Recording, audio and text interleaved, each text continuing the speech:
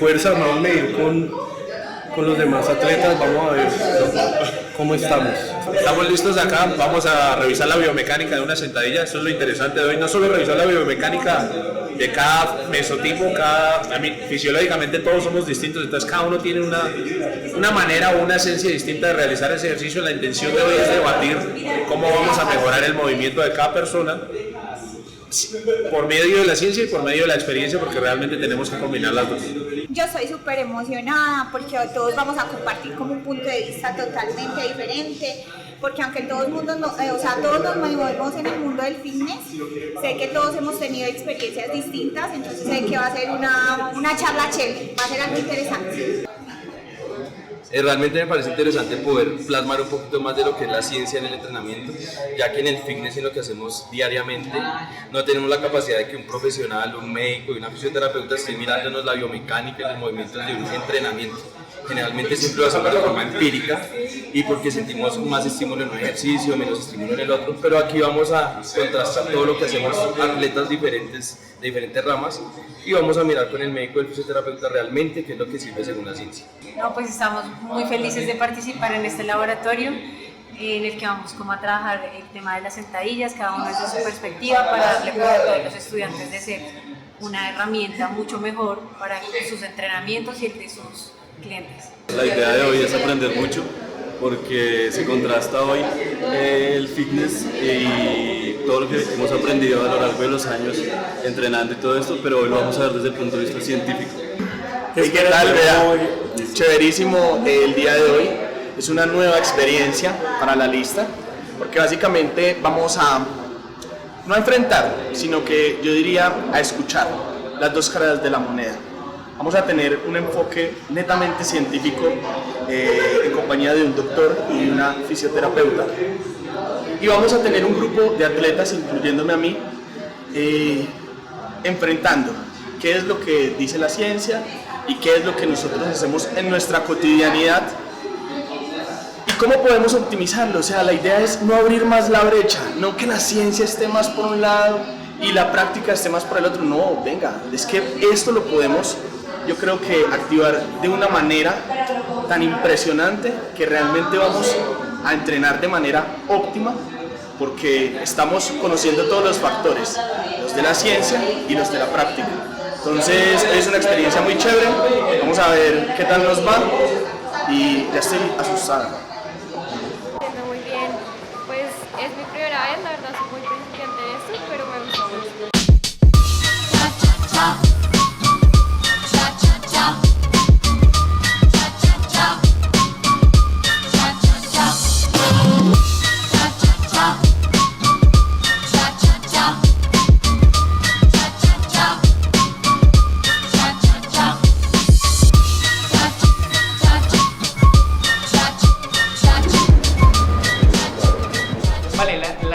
Claro, yo sé que la mayoría estaban entusiasmados con que vamos aquí a mover el mundo y pues, a ver quién va a ser el campeón de sentadillas, pero gran parte de lo que queremos hacer, por lo menos en esta sesión, es verificar un poquito de estos aspectos biomecánicos. El resultado de los aspectos biomecánicos se los doy en el transcurso de esta semana, ojalá hoy mismo pudiera hacerlo.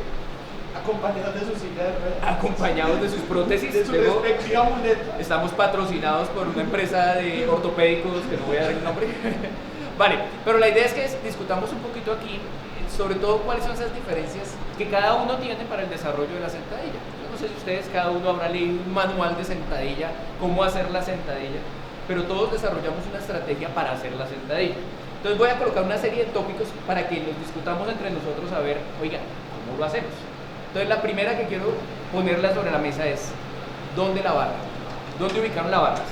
No sé si ustedes se fijaron en el gesto de sus compañeros, de los demás, pero hubo diferentes posiciones en la barra. Hay quienes lo colocaron sobre los trapecios, hay quien la colocó que se ubicara especialmente a la altura del deltoides, quien la colocó un poquito descargada.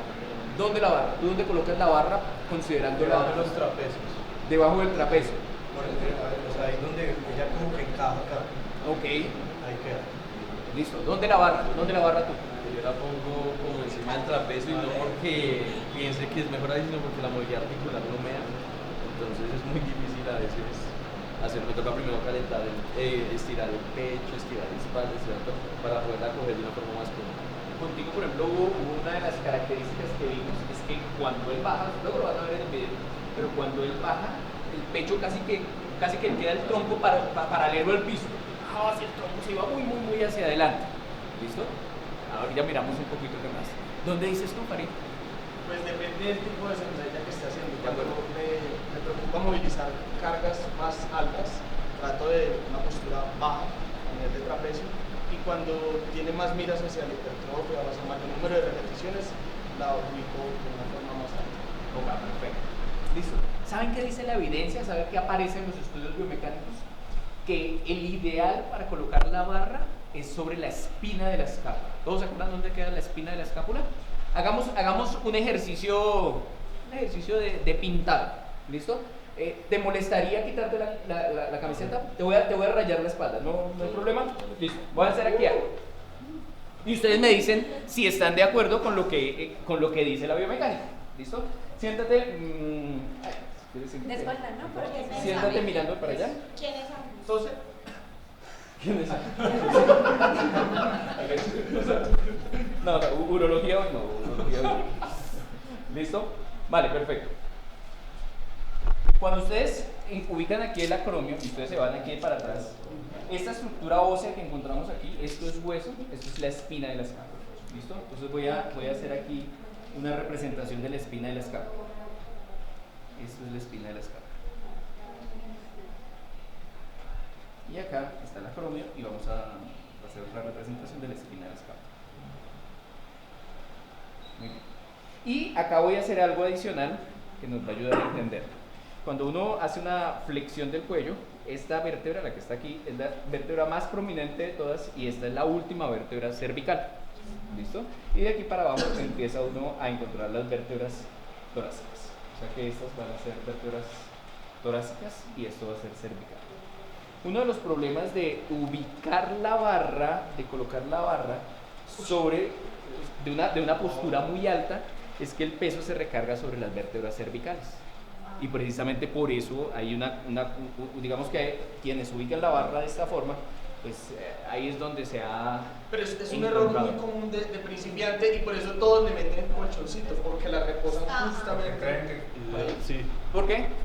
No, precisamente ponen el colchón porque creen que eso es lo que les va a motivar el proceso, pero es realmente la posición de la barra. Anatómicamente no debe ir ahí simplemente. Como nunca se les ha explicado el movimiento biomecánico, entonces la reacción de ellos es, pues si me molesta el cuello debe ser porque no tiene el cojín, pero realmente el cojín no sirve, para mí personalmente no sirve para nada cuando nosotros desarrollamos una sentadilla. Es más, hace que la barra termine moviéndose en una posición que no deba, entonces no debería ni siquiera estar ahí, se rueda, exacto. La barra empieza en un punto y termina en otro. Claro, o sea, precisamente antes lo que hace es empeorar el movimiento como tal. Listo, bien, perfecto. O sea que claro que no debe ir sobre la cervical más prominente. Ni tampoco se debe usar el colchón, ¿o sí? O el colchón abajito en la posición que usted va a decir. La pregunta es, tú lo estás diciendo muy bien, ¿por qué la gente usa el colchón? Porque no se sienten cómodos, porque talla, porque genera presión. El colchón nunca se ha utilizado para mejorar la forma de la sentadilla. Se ha utilizado es porque, me perdonan la palabra, pero es que me rayo el cuello, es que me lastimo el cuello, me duele el cuello precisamente, pero es porque el movimiento está mal ejecutado. Si la barra estuviera en la posición correcta, no tiene por qué molestar por más carga que se utilice. Vale, entonces miren que el área de ubicación, si colocáramos, si hiciéramos o dibujáramos, hay un palito de escoba o una barra pequeñita. Miren la ubicación si lo ubicamos sobre las escápulas, ¿listo? Para que eso pueda darse, solo tiene que haber una posibilidad, y es que las escápulas hagan una aducción de escápula, que fue otro que alcancé a ver por allí, no de manera digamos que muy acuciosa, pero sí cuando algunas personas cogen la barra, ¿cierto?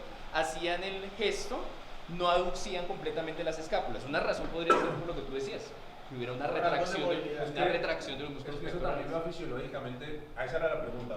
Listo, en el tamaño de él es o sea, es muy posible que él pueda poner la barra en esa posición. Por ejemplo, en el tamaño de poste, en el tamaño de Farid, en el tamaño mío, por el tamaño de nuestros trapecios y por la misma movilidad articular que nosotros tenemos, o el mismo tamaño de los deltoides, realmente no es tan fácil acomodar la barra sobre Pero eso. es un gesto que yo me he preocupado últimamente por corregir, porque obviamente cuando hacemos la abducción de escápulas el pecho queda más prominente. Entonces yo que he tratado de hacer, y yo se lo decía la vez pasada a José, ¿cómo se puede corregir rápidamente mientras recuperamos los rangos que deberíamos recuperarlos? Cerrando un poco más la postura. Yo vi, por ejemplo, que el profe Julián estaba mucho más abierto. Es que a eso es a lo que voy. Normalmente yo lo que hago para intentar, bueno, estaba muy abierto. Intento cogerla lo más abierto posible porque me fuerza precisamente a tirar mis escápulas. Eso era lo que, bueno, yo vengo de la escuela de Polo Quinn y nosotros con él, literal, era una semana 3 veces al día haciendo sentadilla olímpica hasta que la sacáramos completa, y él siempre nos hablaba, obviamente, precisamente, o para el tamaño mío, pues biomecánicamente era más fácil una postura más ancha, entonces por eso tiendo a abrir los brazos cuando llego a hacer una sentadilla libre. Si se dieron cuenta, mis sentadillas libres, pues para mí es muy incómoda porque yo tengo bueno, ya entraremos a hablar fisiológicamente después, tengo un inconveniente en mi cadera, entonces yo siempre tengo unas ciertas restricciones, yo por eso prefiero hacer la asistida. Cuando la desarrollo peso libre, entonces siempre va profunda olímpica y siempre va lo más abierto que pueda para que me tire precisamente las escápulas hacia atrás. Sí. Pero miren que estaban planteándolo en el caso de Farid. En Farid yo lo vi en un gesto adecuado. No sé si quieres, hazlo por favor. Porque pues, es justamente lo que he tratado de mejorar. Y es que en lugar de tomarla muy abierta, estoy tratando de cerrar un poco más. Así se me dificulte, pero obviamente como pues está cargada la barra, después de estar... La encaja. Exacto, la encaja. Después de haber hecho la retracción escapular. Otra de las cosas es que yo, pues no la hicimos acá, pero hay dos cosas que yo tengo en cuenta en cuanto a la activación de escápulas y de glúteo. Uno es que las escápulas a veces yo les hago trabajo de movilidad, un ejercicio muy básico, pues que se lo recomiendo porque me ha ayudado bastante a mí el gesto, que es esto, o sea, movilizar las escápulas. Entonces entran muchísimo más activas y entra mucho más consciente de cómo deben de estar las escápulas.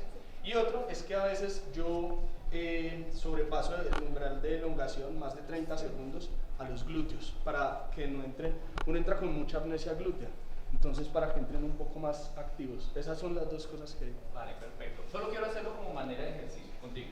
Coloca tus manos, cruza tus dedos y colócalos en tu nuca. ¿Listo? Muy bien. Y ahora, en condiciones normales, en condiciones fisiológicas, los codos deben irse por detrás. Y esto no es ni siquiera problemas de masa muscular. Es solo retracción de Retracción, Ahí, ¿cierto? Una retracción pectoral severa que altera el gesto. Altera el gesto, claro.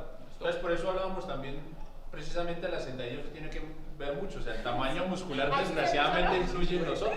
Es más, cuando tú acomodas la barra acá, tú tiendes a poner la barra sobre el trapecio y no abajo. Una de los grandes desperdicios a nivel de optimizar el proceso de hipertrofia es que descuidamos mucho el trabajo de las fascias, y las fascias son justamente las que pueden llegar a limitar el crecimiento a nivel muscular. Obviamente nos reducen bastante rangos de movilidad, lo cual puede, digamos, repercutir incluso en una lesión, pero más allá de eso, porque es que a veces la persona ni siquiera piensa en la lesión, piensa solo en el crecimiento muscular. Entonces véalo desde dos lados: pilas por cuestiones posturales y por cuestiones de prevención de lesiones, y adicionalmente por potencial de crecimiento muscular. Entonces, yo le decía al doctor, porque es que fisiológicamente si nosotros cuando llegamos a un cierto tamaño, y esto se lo explico mucho a mis estudiantes, nosotros tendemos a perder ciertas cualidades físicas, ¿cierto? Lo veíamos con José, con nosotros no tenemos la mejor elasticidad del mundo, pasa. Pero además de eso, pues obviamente cuando hablamos de miofascia y todo lo demás, listo, nosotros podemos tener el quiropráctico, podemos tener la fisio, podemos tener criogénesis, podemos tener el trabajo de agujas secas, todo lo demás. Y funciona y ayuda, pero realmente no solo es en el entrenamiento, pero posturalmente, porque piénselo así, el 90% de los dolores crónicos que existen hoy en día viene de la parte postural, ¿sí? Entonces nosotros podemos tener una postura muy bonita mientras que estamos en el espejo entrenando, pero cuando llegamos acá, la mitad de ustedes están así, o aquí, y eso posturalmente infiere mucho, uno, al entrenamiento, y dos, a causar precisamente retracciones en ciertas zonas donde nosotros no deberíamos tenerlas. De ahí viene la principal función. Aquí se habla, por ejemplo, del mal del carpio, ¿sí?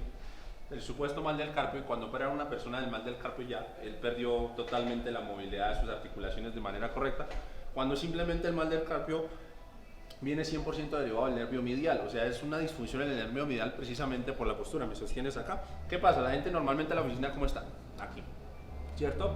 Salen de la oficina, ¿cómo andan en la casa con el celular? Aquí, ¿sí? Piensen ustedes toda la tensión que viene sobrepasando de acá, de acá, de acá, de acá, y el trabajo todo se viene a ver repercutido es sobre las muñecas. Por eso es que se da ese dolor tan agudo y tan fuerte ahí. Si nosotros simplemente lográramos hacer un, ¿cómo se dice? Un release. Una liberación de esa tensión en ciertos puntos sobre el nervio medial, ¿sí? Ese dolor va a suceder, va a bajar un 80%, el resto es el 20% que es postural, porque es que yo puedo hacer ese release, ¿sí? Y soltar esa zona en la cual está afectada, pero lo mismo, si la persona va a seguir en la misma postura todo el tiempo, va a seguir repercutiendo sobre el mismo nervio, ¿sí? Eso se llama neurokinetic therapy y va precisamente sobre el control del motor cerebral, ¿sí? Es la señalización que yo le doy a mi sistema nervioso de cómo se debe mover, qué debe activar, qué no debe activar. Hoy tuvimos un gran problema todos, yo creo, y es que fue que no nos encontramos en el espejo. Yo creo que para todos fue algo... Todos tenemos ese problema. La sentadilla. ¿Para qué necesitaban el espejo? El espejo. Vea, la propiocepción empieza por una reacción visual, ¿no? En la sentadilla, en el caso de la sentadilla, para mí es totalmente claro que necesito ver cómo estoy posturalmente, porque... El problema es que si tú te miras ya deja de ser propiocepción. No, ya deja de ser propiocepción porque tú estás utilizando... Por eso parte desde ahí y posteriormente estoy acomodado, es que ejecuto mi sentadilla. No, desgraciadamente es que eso va más a la sala fitness, ¿me entiendes? Porque en el entrenamiento olímpico a nosotros no nos dejaban utilizar un espejo. Uno nunca tenía un espejo. Haga la sentadilla. Pero no todo el mundo está acostumbrado. Ahora piensa que el 99% de las personas llegan a un gimnasio y lo primero que le enseñan es mírese al espejo, observe la anchura de sus pies y sus hombros, mire la escápula, saque la cola, saque el pecho y haga su sentadilla. Pero, entonces, profe, claro, nosotros venimos de esa costumbre. Pero mire, profe, que yo levanté pesas olímpicas durante 5 años. En el gimnasio que es olímpico no había espejos. No hay espejo. Pero tenía un instructor que estaba corrigiéndome constantemente la técnica. Y ahora me doy cuenta que cuando yo estaba haciendo una sentadilla, la hice mal. Y llevaba mucho, yo entrené 5 años pesas olímpicas sin nada de que, o sea, el que me veía a mí era el instructor, él era el que me corregía la técnica. Entonces la pregunta acá es, ¿le dejamos espejo o no le dejamos espejo? ¿Qué hacen ustedes? ¿Le dejamos el espejo? Yo le removería el espejo. Yo le removería el espejo porque la intención siempre es, principalmente para mí, es entrar a trabajar precisamente las cualidades físicas y la propiocepción de la persona. Y si yo de primerazo ya lo empiezo a acostumbrar a que tiene que tener un espejo, entonces cuando esa persona no tenga un espejo no va a poder ejecutar el movimiento y no debería tener que ser así. O sea, la intención es desarrollarle precisamente su coordinación, su espacialidad, todo lo demás, que yo no tenga necesidad de un espejo como lo hace ella o como lo hacía Caro. Realmente para eso está el instructor, y en el caso de nosotros, pues para eso está el entrenador personal. O sea, él es el que se encarga precisamente de que la persona esté ejecutando biomecánicamente la sentadilla. Si no tiene entrenador, pues paga, mira, yo te voy a dejar. pues te regalo una tarjeta. No, a mí me parece que es un aditamento que ya existe, ¿por qué no usarlo? Si nos puede ayudar. Yo creo que se debería enseñar sin espejo, pero el espejo ayuda a que perfecciones la técnica. Esa sería mi... por un espejo. Está bien. Viven del espejo, pues utilicen el espejo. A mí no me molestan los espejos. A mí no me molesta el espejo porque no es solo la cuestión visual, no es solo el hecho de que se vea, sino que eso genera, y tú lo decías, más que una propiocepción, una retroalimentación de cómo me estoy viendo yo. Y creo que el espejo juega un papel importante allí.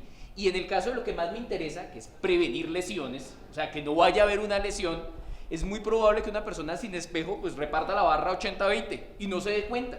Mientras que si está frente al espejo, pues usted ve, no, yo veo que está como descuadrada. Entonces le va a ayudar a... el espejo está torcidísimo. Yo estoy súper bien. Pero no tumba un hombro, se cae un hombro. Sí. Claro. O hace más fuerza con una pierna que con la otra. Pero es que a eso va posturalmente, por eso te decía, o sea, esa sobrecompensación viene precisamente posturalmente. Pero la forma de corregirlo es mirando hacia pero es que, por ejemplo, yo no trato de limitar mi propiocepción, solo que es que antes de yo empezarla a ejecutar, yo quiero que esté lo más balanceada posible, por eso primero me miro. Posteriormente ya pienso en mis talones, pienso en mis glúteos, pienso en el hipopresivo que uno la mayoría de veces lo termina soltando, entonces uno se ve súper dilatado en el espejo y dice perdí el hipopresivo. O sea, a mí me parece una herramienta que en lugar de ir en detrimento de la sentadilla te la ayuda a mejorar. Listo. Siguiente paso de análisis. Postura de los pies. Abierto, cerrado. Uno abierto y otro cerrado, uno para adentro y otro para afuera. Pero es que eso es muy independiente, o sea, al caso de nosotros, pues es que nosotros hacemos más hipertrofia sarcoplasmática, o sea, sí hay sarcomérica, pero hay más sarcoplasmática.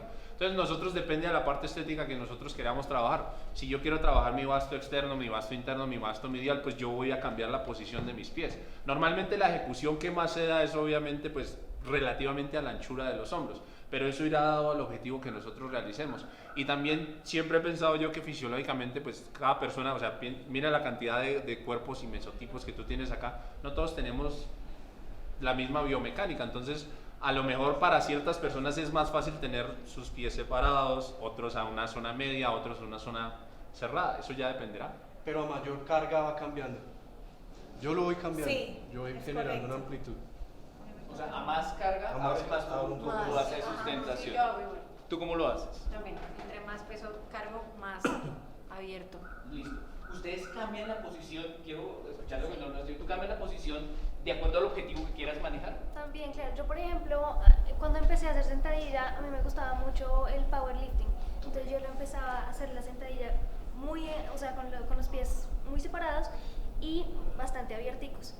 Pero ya cuando empecé, digamos, a tener objetivos más como hacer la hipertrofia y eso, empecé a cerrarla un poquito más y los pies también los empecé a cerrar un poquito más. Sin embargo, no me siento cómoda si los tengo completamente pues, muy cerrados porque siento que no consigo la profundidad que quiero y los pies los mantengo un poquitico hacia afuera.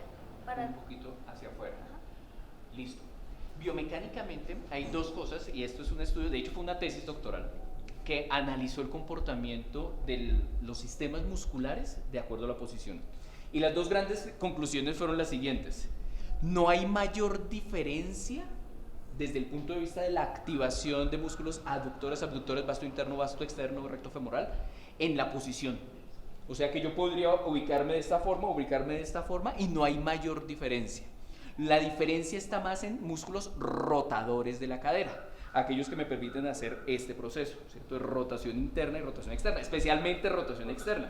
Y dentro de la rotación externa, pues ahí hay un grupo de músculos, porque son como 9, ¿cierto? Que está el gemino superior, el gemino inferior, el obturador interno, el obturador externo, el cuadrado lumbar, el piriforme. Todo ese conjunto de músculos que están allí participan más, o sea, hay más trabajo.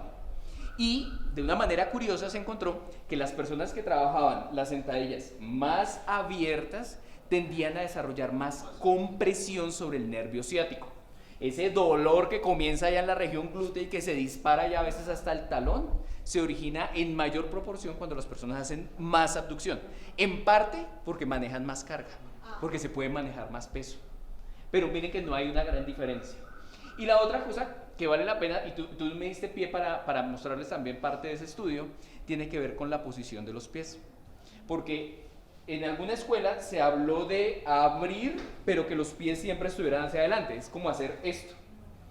Y lo que claro, siempre que vaya en la dirección que vaya el muslo, debe ir la punta del pie. Que fue algo que curiosamente también ustedes no se dieron cuenta, ustedes estaban echando carreta, pero nosotros sí nos dimos cuenta cuando hicieron la sentadilla. Y era que algunos dejaban un pie hacia adelante y el otro lo dejaban un poquitico abierto.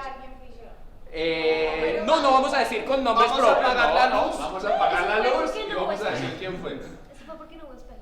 Sí, Probablemente. Sí, ajá, es porque... Claro que sí. Otra cosa, por lo general, el piso de los gimnasios tiene líneas. Yo me acomodo en las líneas. Y miro que la punta está igual que esta en la línea del gimnasio. Acá esto es ahí. No, eso fue una matazón.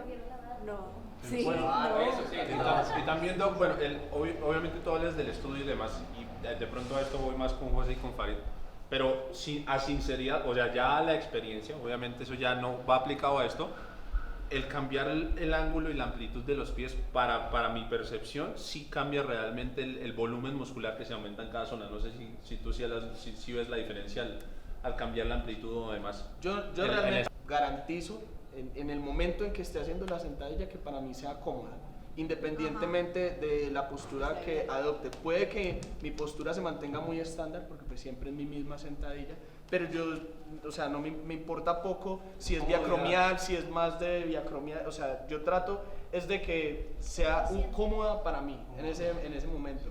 Hay algo que dijo el doc que me pareció muy importante, es que yo cuando voy por cargas altas, obviamente uno sí tiende a ampliar un poco por dos cosas, por cuestiones de balance, de equilibrio. O sea, realmente hasta caminar con una barra muy pesada es difícil. Cuando tú das el paso es bien difícil. Entonces, obviamente hay mucho mayor equilibrio cuando lo hacemos un poco más abierto y adicionalmente porque me permite hacerla más profunda y hacer mayor activación de glúteo. A mí me limita bastante si la hiciera acá, o sea, la siento, recae mucho, no la considero sentadilla, lo considero un agachamiento y eso es un gran problema, que la sentadilla la empiezan de rodilla y no de rodilla y cadera. Listo. Abramos una discusión en el siguiente tema. Bueno, igual yo cambio también la posición de los pies como para descargar la fuerza y para descargar la cola, o sea, para que pueda bajar bien, o si no siento que toda esa presión queda acá. Entonces lo que hago es generar más amplitud, pero no lo hago por trabajo muscular, porque según la forma de los pies me da un trabajo muscular, ¿no? Y el talón se puede apoyar muchísimo más cuando podemos ser más. Y el talón es la fuerza en la sentadilla. Vale, perfecto. Siguiente punto de discusión. Media sentadilla. Sentadilla hasta los 90 grados. Rompemos la línea de los 90. Talones hasta el glúteo. Rompemos la línea. ¿Qué opinan ustedes? Pues yo no puedo romper la línea, o sea... La línea de los 90. No puedo romper la línea. Pues con todo el respeto. Cuando levanté pesas olímpicas, como allá se manejan muchas cargas y todos los días se llega a más del 90% de tu RM, con la planificación del entrenador, hacíamos la sentadilla amplia por algo que dijo José, que hay menor desplazamiento, o sea, exacto. Entonces, cuando tú vas a hacer... Menor rango, claro. Exacto, entonces nosotros teníamos que pensar mucho en el momento que íbamos a hacer la cargada, y la cargada siempre se hace hasta abajo, entonces ahí nosotros siempre se rompía el 90, ¿sí? Pero por eso yo tuve tendinitis rotuliana en las dos rodillas. Y la tendinitis duró 1 año, no pude entrenar, estuve en fisioterapia y de acuerdo a eso yo ya no puedo romper ese 90. Ajá, porque me empiezan a doler los tendones en las rodillas. Si yo no rompo ese 90 puedo entrenar perfectamente. Pues eso me pasó a mí. Pero es que a mi concepto realmente la tendinitis viene, es que cuando tú haces alto Por la rendimiento siempre no va a ser, o sea, alto rendimiento no es salud, es así de sencillo. Entonces es la sobrecarga y el exceso. Y si tú todos los días estás trabajando al 90%, ¿qué ondulación vas a hacer?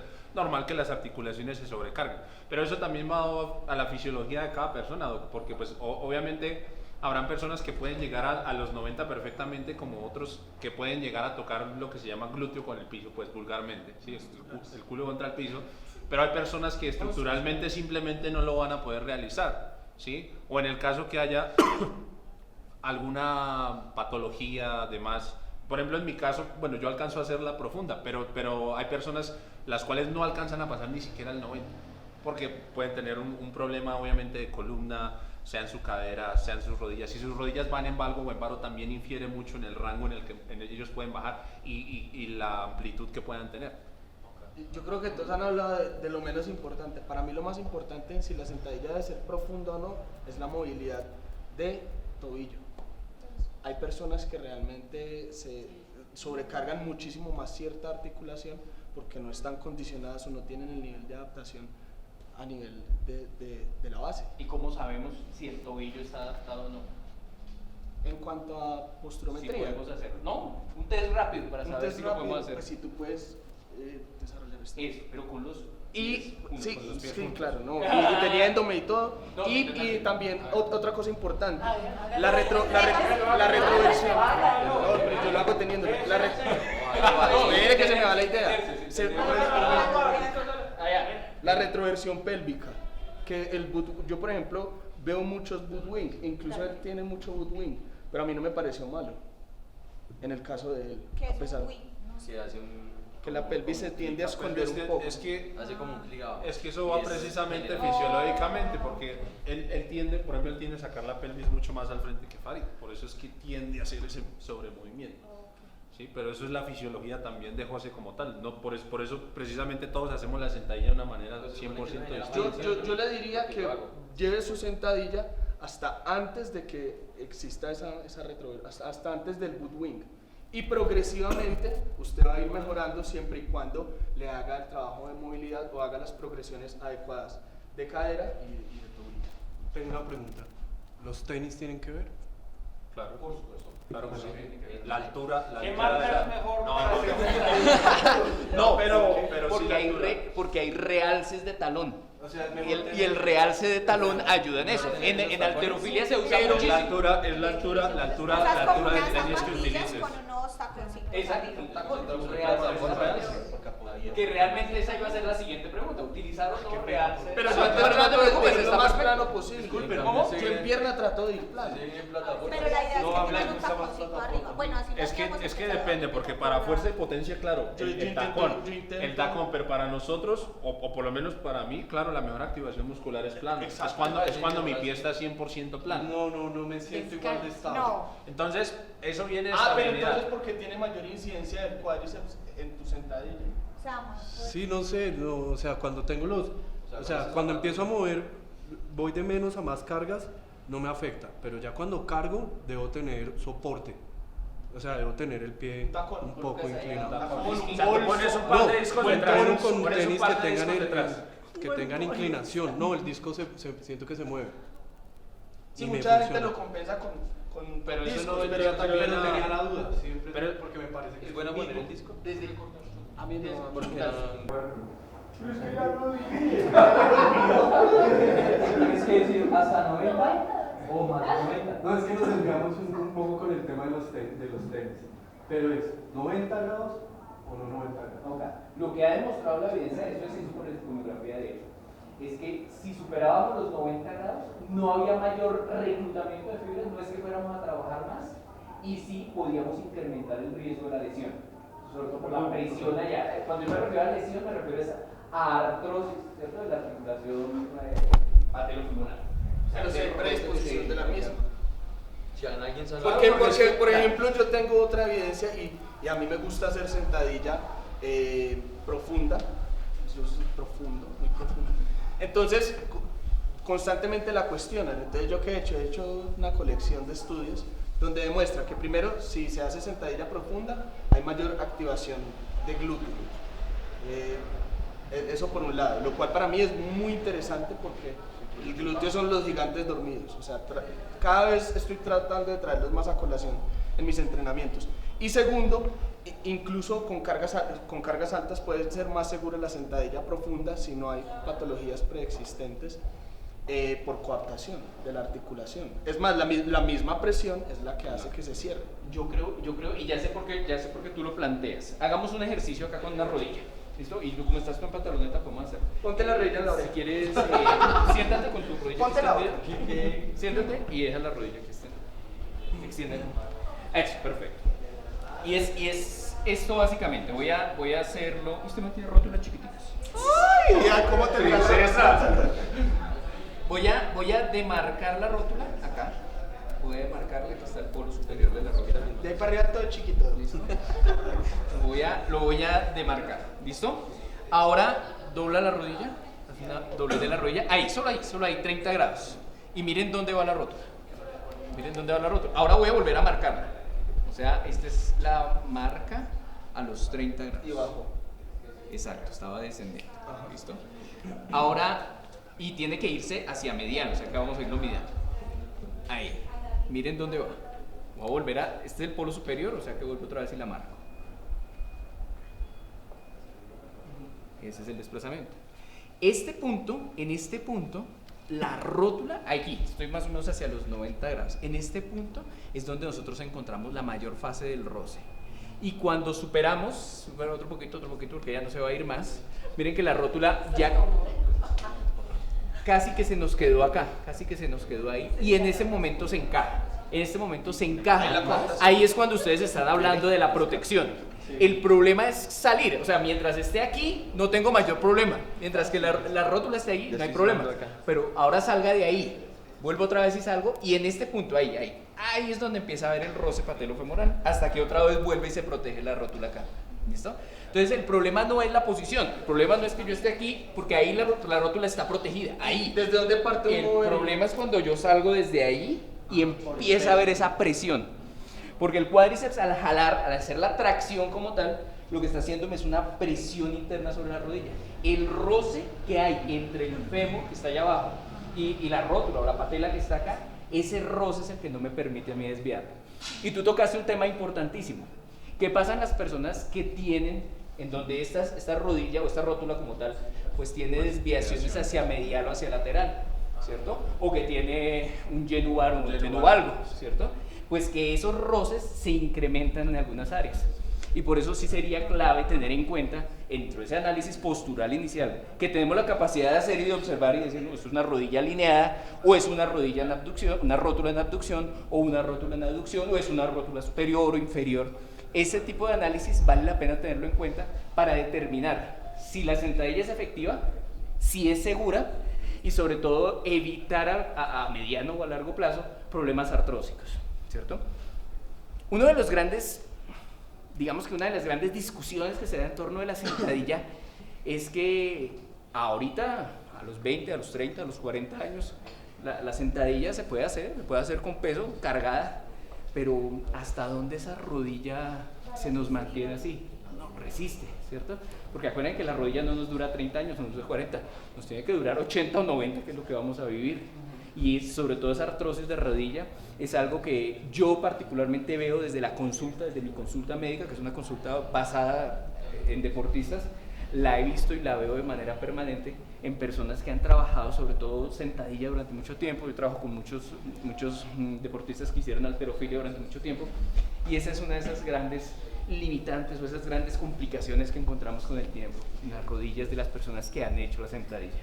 De ahí que generemos este tipo de discusiones, sobre todo pensando en no tanto la efectividad, aunque la efectividad es fundamental ahora, sino también pensando un poquito en a largo plazo cómo vamos a optimizarla y sobre todo asegurar una rodilla que nos dure a toda la vida. ¿Listo? Lo que tú decías de los glúteos es cierto, hay mayor activación en el glúteo, pero acuérdense que la activación del glúteo depende de qué tanta flexión. Entre más flexión yo haga, entre más logre hacer esto, voy a elongar más el glúteo y por lo tanto su salida va a ser una salida mucho más de contracción, mucho más enérgica, ¿cierto? En la Smith, por ejemplo, si yo hiciera la sentadilla en la Smith y saco el glúteo allá poquitico, la colita poquito y lo estiro allá un poquitico nomás, voy a limitar el trabajo del glúteo. Entonces ahí sí tienes razón, sobre todo la utilización de la sentadilla profunda en la activación glútea, pero en la rodilla como tal, ahí es donde tengo yo mis reparos. Yo mi reparo lo tengo en la ejecución. Okay. A mí me parece que la gran mayoría de personas se agachan en la sentadilla. O sea, la cadera llega mucho después al movimiento. Y debe ser sinergista, rodilla y cadera. Okay, un trabajo. Un último aspecto. Lento, explosivo. ¿Listo? Hacemos, al finalizar, al bajar, hacemos una pausa o rebotamos. Depende. ¿Qué hacemos? Pero ese depende. Listo, perfecto. O sea, en eso sí tienes que tener un objetivo claro. Pero normalmente y conscientemente cuando entramos a hablar de un trabajo de fuerza, sobre todo cuando hablamos de hipertrofia, el movimiento tiene que ser controlado. Puedes trabajarlo igual de todas las formas y es válido para la hipertrofia. Lo puedes trabajar explosivo, lo puedes trabajar con un isométrico bajo, puedes trabajar un tempo, sí, como lo quieras manejar, puedes trabajar en TUT, o sea, tienes tantos métodos, pero eso irá definido obviamente al objetivo. ¿O me equivoco? No sé, por eso... Absolutamente de acuerdo.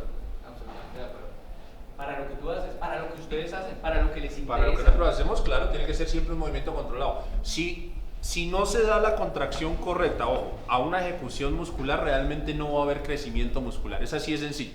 Es lo que siempre le digo a mis estudiantes. Ustedes pueden ver el loco que llega al gimnasio, coge la mancuerna más grande y la empieza a zarandear.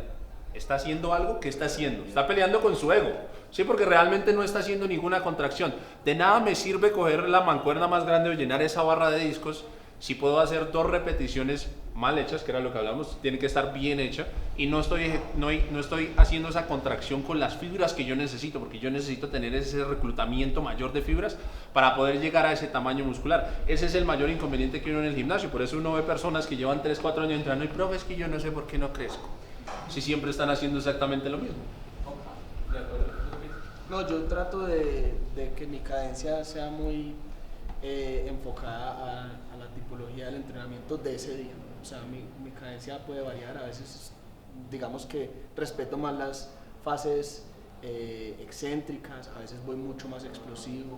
Entonces no, para mí no es una variable que se deba estandarizar, para nada. O sea, debe ser muy subjetiva de acuerdo a la periodización en el entrenamiento. A mí sí me gusta aplicar pausa abajo. Siento que trabajo tanto bajando como subiendo. O sea que cuando como reduzco aceleración abajo y vuelvo y exploto, el músculo hace doble trabajo. A mí me funciona. No, es una muy buena reacción, pero entonces lo que hablábamos era el cambio de estímulos, para que tu cuerpo precisamente, su cuerpo no se adapte al sí, este. pero claro, también a veces hemos trabajado explosivos, no, claro, y hemos trabajado fallos y en los fallos. Es que realmente hay que trabajarlos todos, a eso es a lo que vamos. Desadaptar. Exacto, no, o sea, precisamente por eso se da la ondulación y por eso se cambian los estímulos, y los estímulos siempre van a ser los métodos que nosotros trabajamos. Entonces, si es concéntrico, excéntrico, si nos enfocamos lo que les hablaba, a tempo, a la parte excéntrica, a la concéntrica, lo que quieran, pero siempre tiene que estar controlado el movimiento. Para mí siempre tiene que estar controlado el movimiento. Yo en este momento estoy haciendo una fase excéntrica, sí, donde duro 3 segundos bajando y abajo aguanto más o menos 1 o 2 segundos. No puedo mover tantas cargas, pero realmente se siente una congestión muy baja. Muscular. Y antes de eso hago 4 series normales con un 60% de mi peso, Sí. pero bombeadas, o sea, 20 repeticiones para ir adaptándome, y después ya subo mucho más la carga. He llegado hasta 3 discos de 45, bajando 3 segundos, sosteniendo un poquito y subiendo. Pero eso no Y lo hace siempre. pues llevo ya 6 semanas tratando y es bastante duro. Bueno, pero claro, 6 semanas, ¿no te parece? Para mí es un sobreestímulo ya después de 6 semanas. Y me ha mejorado. Yo ya cambiaría el estímulo, a la cuarta yo ya de una vez cambio el estímulo, para que no haya adaptación. Yo la cambiaría cuando deje de progresar. Si No, le está sirviendo en este momento, me está sirviendo.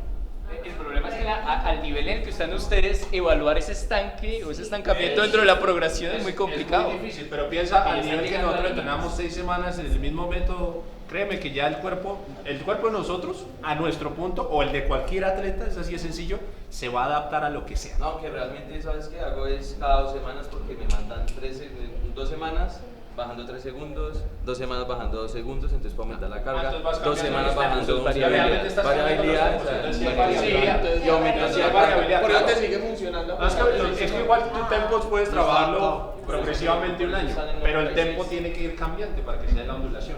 En lo personal hago lo mismo, trato de buscar una ondulación en el entrenamiento para evitar que mi cuerpo se acostumbre y no se quede estancado, sino evolucione. Por ejemplo, yo tengo una pregunta para ti.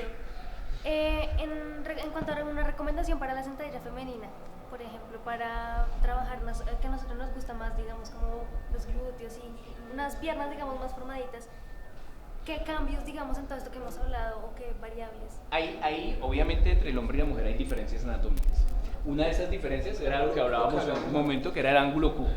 O sea, la mujer tiene un gen waru, tiene un valgo de rodilla fisiológico, normal, fisiológico, por el ensanchamiento de la cadera, porque la cadera es más ancha. ¿Listo? Una buena forma de limitar sobre todo la posible artrosis que se presenta en la rodilla, sobre todo en la cara externa de la rodilla, está en hacer, ojalá, una apertura un poquito más amplia. Primera gran diferencia.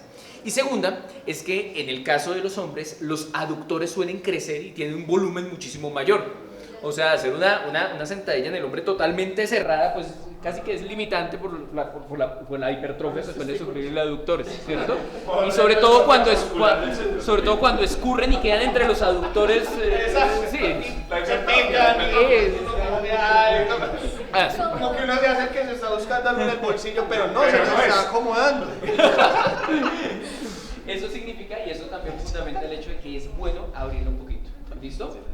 En el caso de la hipertrofia, en el caso de incluso de la misma fuerza, no pensando en fuerza explosiva, sino en fuerza máxima, lo que ha mostrado la evidencia es fases excéntricas prolongadas, ¿cierto? Con periodos isométricos, no choque. Pero en actividades deportivas, los jugadores de voleibol, los jugadores de baloncesto no pueden darse el lujo de hacer eso, porque no, cuando vayan a saltar demoran 3 segundos en despegar. Y ellos necesitan fuerza explosiva.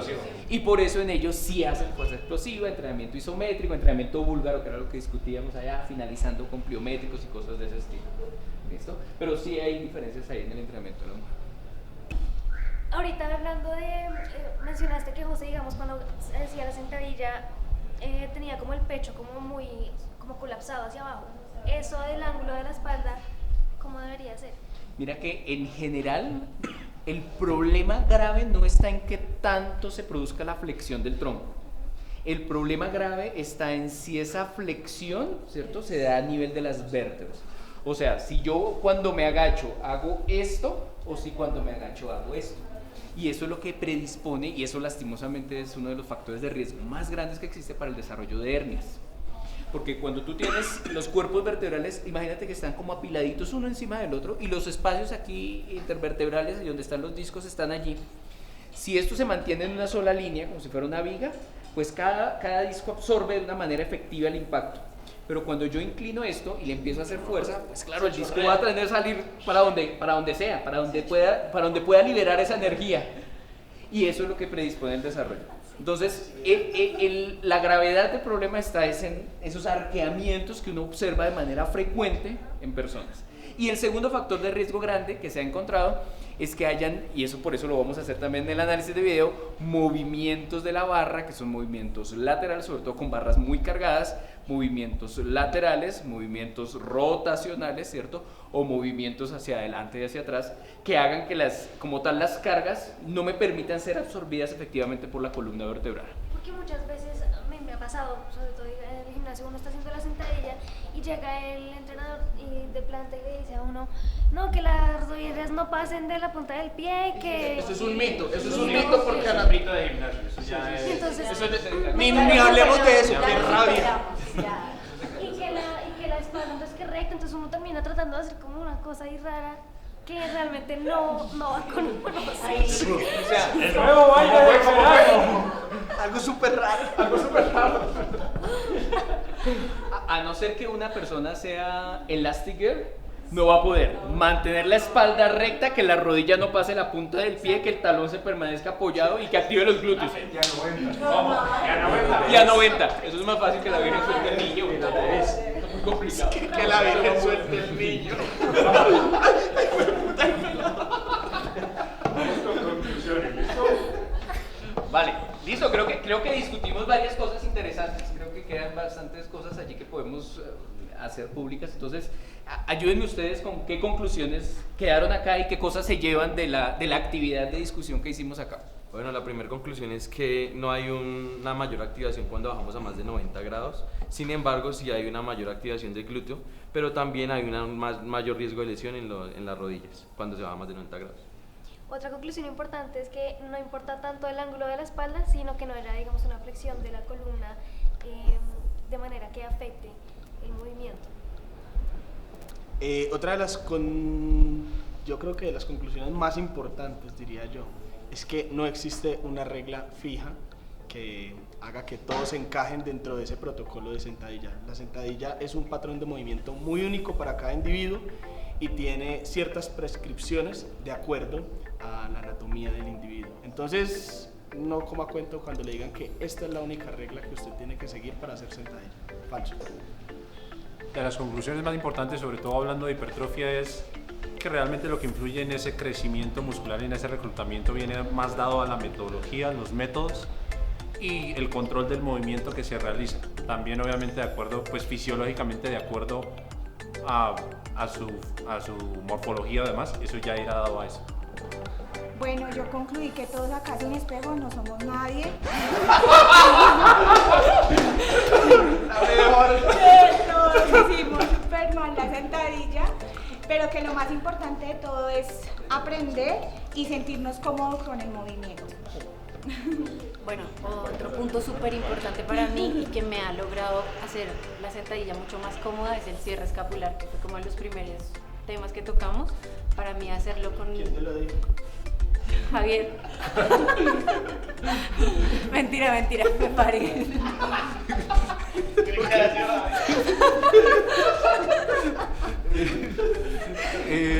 Me ha ayudado muchísimo a mejorar mi sentadilla en lo personal. Sí, importante dónde apoyar. ¿Me estás grabando?